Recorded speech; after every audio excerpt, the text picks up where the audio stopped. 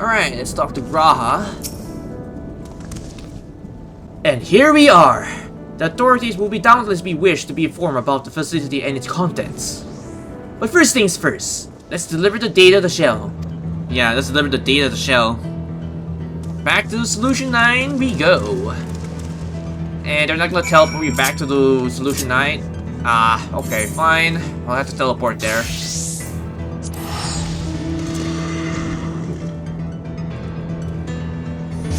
And here we are in Solution 9, heading to the back rooms.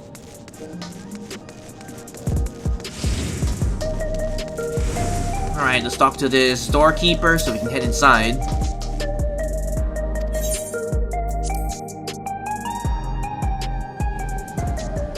And we're back, Shell. Here's the data we recovered from the facility.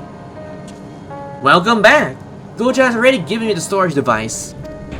There looks to be a wealth of data, all of which is encrypted, so I'll need some time to process everything. In that case, Alice and I will take ourselves around the city and check on the people. The rule is a bit worried. I don't know if there's anything we can do to help, but we will see. Understood. I'll let you know as soon as I finish my work. Thank you. We'll see you again soon. And Among the Abandoned is complete. Alright, next quest we need to talk to Golden, okay. Guidance of the Hestral. And we got all these, alright. Alice isn't wrong. The mood out there is still grim. Some of the tural remembers the time before they were dependent on the soul system. But even if they're unsettled and wondering aloud if they have the chance to reunite with old friends and family before they passed on. With good reason too. The journey home won't be an easy one for those who are already grown old. That's why it is most of the younger folks who've been traveling tural, one with no elders to care for. Word of that problem has reached us in Troyal. My brother is doing all he can to see that Yogg-Troll's railroads restored to operational, so that many people may come and go more freely. Unfortunately, the tracks only go as far as Vanguard, so some travel by foot will still be necessary. Even so, the railroad should make things slightly easier. How long before it is back in service? I couldn't say when I left for the visit. Kona seems to be reluctant on the making promises. But while Shell's working on the data, we could go and see the state of it for ourselves. We could do that. To Shalani Station then. I'll make sure to keep Kono informed. Alright, time to go to Shaloni Station. Alright, so here we are. Alright, so we'll be meeting Kono real soon. Let's hop on my mount so we can get to our destination much quicker. Even though I don't think I actually need it since it's right in front of it. Alright, here we are. And there's Lamity, but no Kona.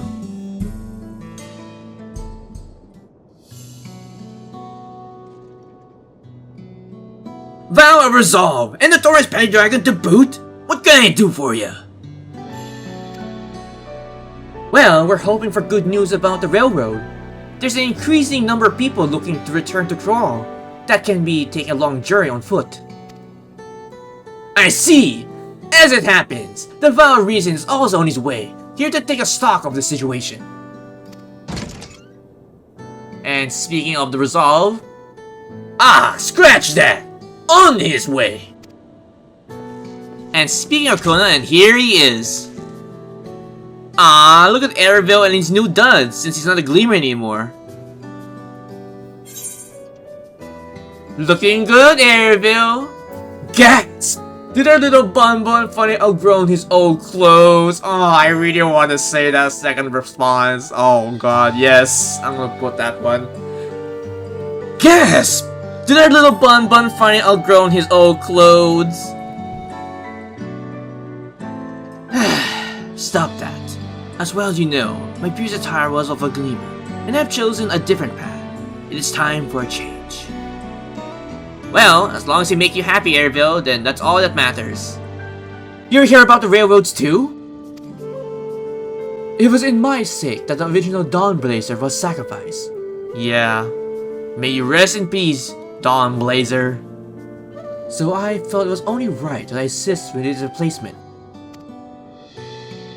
Well, that makes a lot of sense because he is the one that suggested to use Dawnblazer as a means to enter Vanguard. Speaking of which, I assume Lamites and I explained the growing urgency of our need. What have you report? Exactly! The new locomotive was on track for completion, but we're having difficulty pulling her into the station, in a manner of speaking. You see, when we used the Dawnblazer to get to the dome, urgency was override all other considerations, but now we're back to the original problem. How to run the train without upsetting the inhabitants of the Mestoa. That is, the Rook. Though the Hostro that follow them are not too pleased about the Hestro being spooked by the noise of a locomotive either. The solution I devised to quiet the railroad should address that complaint. But a silent train presents a different danger. The road will need to be deterred from wandering across the tracks. And I suppose we can blow the whistle at them, or they panic and put themselves over gazing again. Weren't the rail routes plotted to avoid the Renok preferring gazing areas though? It's odd that they're getting so close in the first place. The rail gazing patterns have shifted ever since the tracks were laid. I'm not certain why, but I tend to ask the people of Nemotsten of their insights. As a major proponent in the railroad, I have a duty to assist in the matter, and I too would like to hear the Hestro have to say about it. They are the one most effective of all. I believe it would be best to begin by consulting their leader, Hestro. The rest of you can accompany us to the Hestro encampment if you like.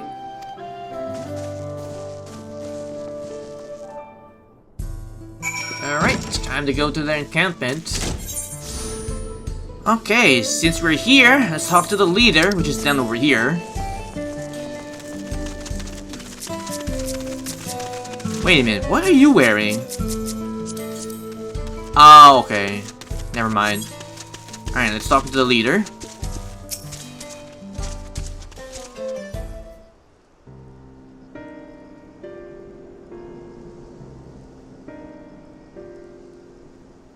Vow of resolve and vow of reason? I bid you welcome to our camp, but what brings you all the way to Mehastoa?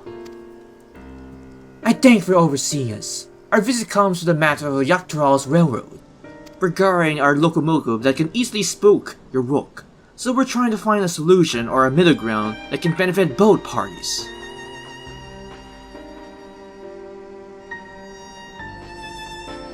You too have noticed the Rokan's unexpected change in behavior then. My son Sapeto has been looking into the matter. Sapeto, if you would. Yes, father. Normally, we expect the roads to keep their foregrounds nearby for a while yet, and despite a thorough search, we haven't found anything wrong with the quantities or qualities of the gazing and Paladinian and Yatane. Yet, they refuse to keep where they usually would, instead pushing westward towards your railroad. I see no cause for this unseasonal migration. Nevertheless, should they continue to move west, we will follow. As any true hostler would, I suppose. As you may have summarized, I am Hestro's descendant. My parents traveled with me to Rockhill as well, though I myself have no memory of any experience. I was left behind as a baby, you see. During my migration, one of the many sacrifices was necessary to nomadic lifestyle. I am forced to assume. Oh, do you mean that one time during the bridge when Lamity was captured, right? Yep, exactly. A chance encounter with a kind pillow merchant was the only reason I survived. Taking pity on me, he taught me his trade that I might fend for myself. I became a stall keeper in Troll's markets, and that is where the Dawntrail found and adopted me. I had already been in that palace some time with Lamity, and came to join us. Like me, she was cast aside by her parents. I know the pain of solitude, and I wanted to spare her from that suffering. As this tiny child's new brother, I swore I would always be there for her. Good on you, Conan, to being the older brother to Lamity, but after all is said and done, though, I'm kinda curious. What happened to that pellet pillow that looked after Kona? Surely, I never heard of a rook choosing a path so arduous as to force such a terrible decision, nor any Hester be willing to leave their own flesh and blood behind. There must have been some exceptional circumstances. I cannot say.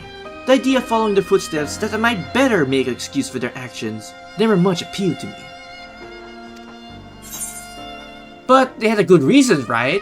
Who do you want to know? Even if they might help you better understand the Rook's current behavior.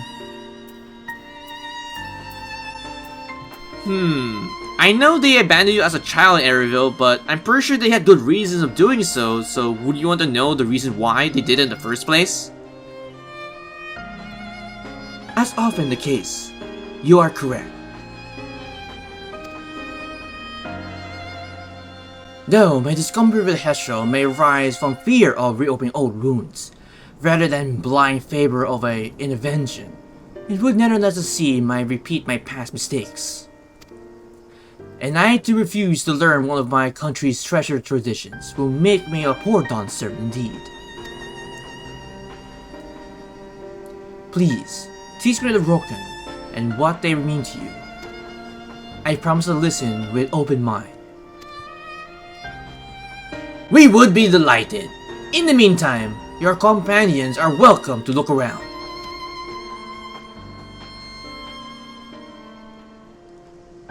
Will you learn the Hestro culture with me, Artorias?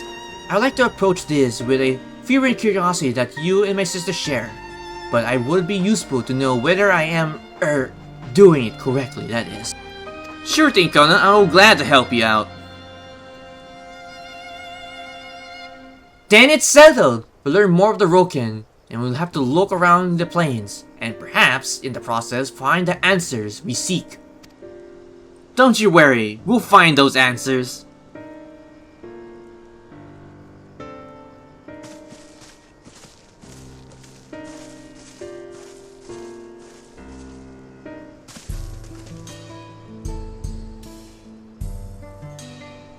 Oh god, it took a while for it to load. Wait a minute, am I still stuck in the cutscene?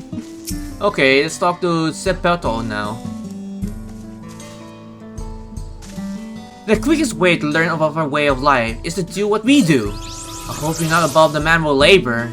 Oh, don't you worry, I'm fully aware of manual labor ever since I started my journey as the warrior of light / darkness. I am not so experienced, I'm ashamed to admit it, but I shall put forth by every effort. That's all we ask. Take these two. Here you go. Thank you. And here you go, Artorias. Thank you. Now, introduce yourself to everyone who looks busy and ask if you can help. They'll be happy to teach you what to do in exchange for another pair of hands to do it. Okay. Let us meet back here later to share what we have learned. Okay, so first things first, let's go over here and see if they need help with anything. A playful Hestro.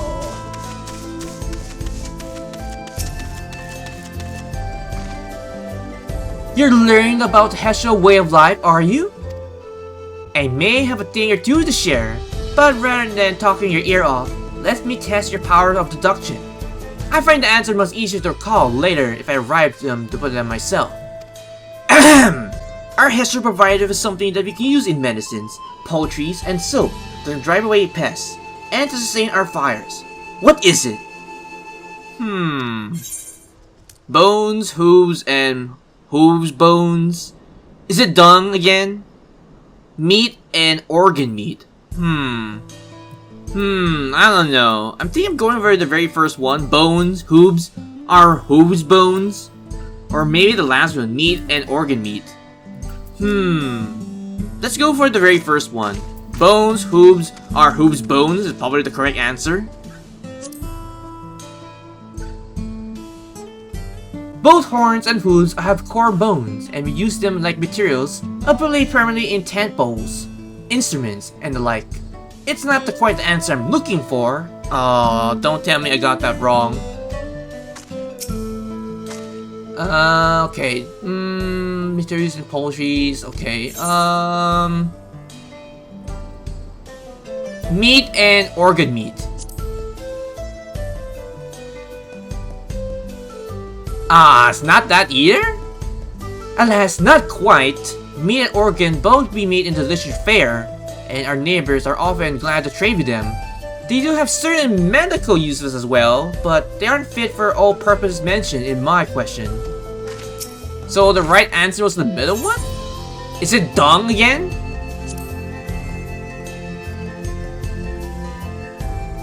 It sounds there's a story there, but that is indeed the correct answer. We discovered myriad use of rock chips over time, each a boon to our way of life. Where there is a need, our Hesho always provide. Wait, so they use their own shit as a way to improve their way of life? Well, I guess it's like some way of using, I don't know, but okay, I didn't think that would be the right answer for that one. Okay, let's move to the next person to talk to. I'm guessing it's behind the tree. Oh, there he is, behind the tent. Troubled Hestro. Oh. Hello, why can't I click on him?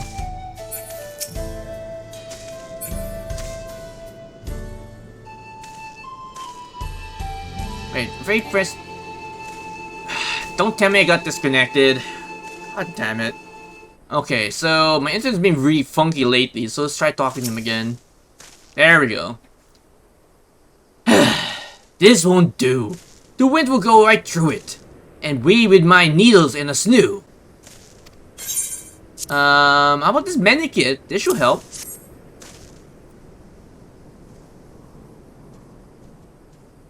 Oh, these are precisely what I needed. I should patch up these coverings now. Given how often we pack and reassemble our tents, they're bound to get the occasional tear. Fortunately, the broken hide they're made of is durable enough that we generally needn't worry. Alright, that's 2 down. 2 more to go. Let's talk to this talkative Hester over here. Well, I'm afraid I've finished with my task for the time being. But since you're so eager to learn our way of life, why don't I tell you a bit about our migration customs? If you're here, you likely already know that rooks are our Hestra, our guides, that we travel through the turning of the seasons. We trust them to lead us to fertile lands, with all we need to survive. But you may not know that sometimes the herd splits into two, bound for different paths. On those occasions, we Hestra must part with half of our numbers. You may think of the strange and stressful custom, but over the years has been seen to visit new lands and broaden horizons as a people. This too is the wisdom of the Hestra. Oh, that's interesting. So even though they're like one tribe, so whenever a rook decides to go to a different location, they're forced to go to that direction. Okay.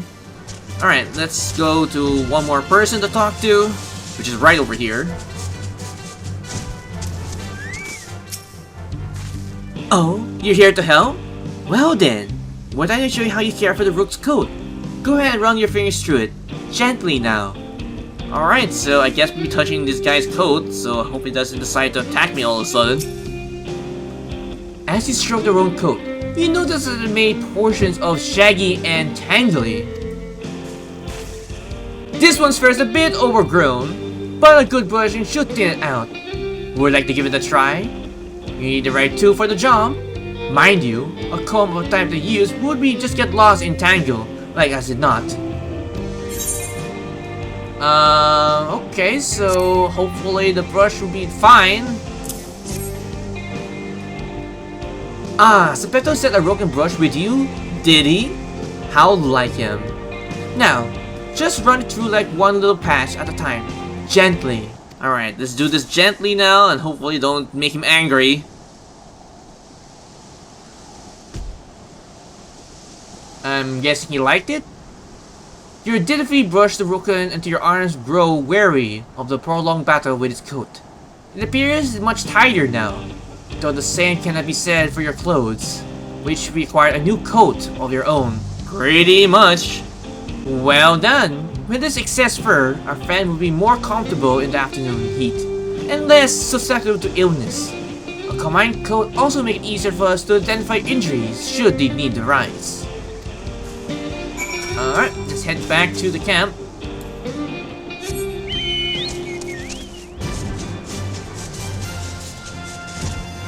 Here we are at the camp.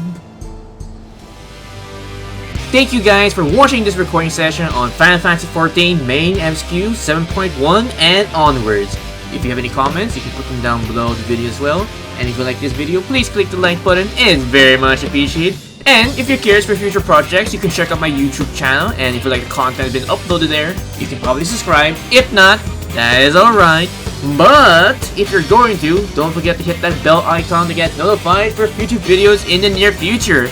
And as always, I have 3 projects which are continuing on my channel, which are Final Fantasy XIV Raid, Trial, MSQ, Rockets, Drumgets, Minions, Mounts, or anything related to Final Fantasy XIV. And secondly will be my 2 gachas respectively, which are FGONA for the Lost Spell 1 to 5 or 1 to whichever number it is at this point, and Honkai Sorrow for the Trailblaze continuance, the companion missions, and the banners which will be coming real soon in the near future. And lastly, to say the least, Persona 5 The Royal. And with that, this has been Raven Sleep 45.